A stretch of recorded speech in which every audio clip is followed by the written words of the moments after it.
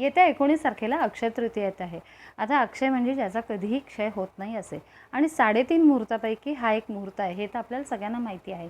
अक्षय तृतीयेचा अगदी डिटेलमध्ये व्हिडिओ मी याआधीही केलेला आहे, तर जर तुम्ही बघितला नसेल तर तो नक्की बघा. पण आज मी तुम्हाला एक असा उपाय सांगणार आहे, अगदी छोटासा साधा उपाय आहे आणि हा कुणीही करू शकतो. तर हा उपाय कशासाठी आहे, तर आपल्या पर्समध्ये किंवा आपल्या वॉलेटमधली जी लक्ष्मी आहे, जे पैसे आहेत, त्याचा कायम ओघ राहावा, त्याला ॲक्टिव्ह कसं करायचं हे मी तुम्हाला आज सांगणार आहे. हे कुणीही करू शकतं. तर बघा, तर तुम्हाला काय करायचं आहे, एक चांदीचं नाणं घ्यायचं आहे. मग समजा जर तुमच्याकडे चांदीचं नाणं नसेल तर आपल्या घरातला ₹1, ₹5 किंवा ₹10चा डॉलर तुम्ही काहीही घेऊ शकता. ते घेतल्यानंतर त्याला स्वच्छ गुलाब पाण्याने पुसायचं आहे. गुलाब पाणी टाकून त्याच्यावर स्वच्छ ते पुसून घ्यायचं आहे, स्वच्छ करायचं आहे ते. आणि साफ केल्यानंतर त्याला थोडंसं चंदन लावायचं आहे. त्याच्यानंतर तुमच्या घरात जे कुठलं अत्तर असेल तर ते अत्तर त्याला लावायचं आहे. समजा अत्तर नसेल तर परफ्यूमची बाटली असेल तर परफ्यूम त्याच्यावर थोडंसं मारायचं आहे. ते झाल्यानंतर आपल्या उजव्या हातात घ्यायचं आहे. उजव्या हातात घेतल्यानंतर असा हा बंद करायचा आहे उजवा हात. आणि त्याच्यानंतर तुम्हाला एक मंत्र देते, तो मंत्र म्हणायचा आहे, तो 108 वेळा मात्र म्हणायचा आहे.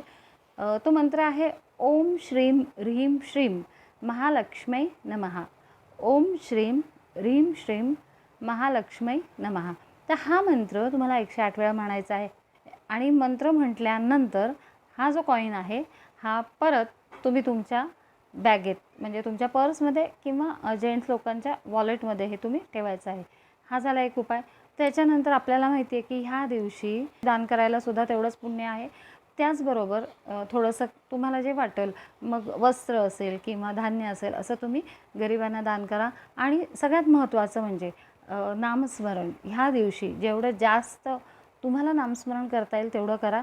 म्हणजे बघा, जर कुणी नामस्मरणाला सुरुवात केली नसेल आणि ज्यांना असं वाटत असेल की आज करू उद्या करू, तर त्यांच्यासाठी हा दिवस अतिशय उत्तम आहे.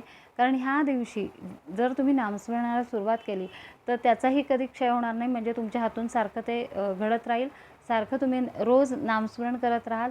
त्याचबरोबर ह्या दिवशी जेवढी जास्तीत जास्त तप जप आणि नामस्मरण आपण करू तेवढे जास्तीत जास्त पुण्य आपल्याला मिळतं.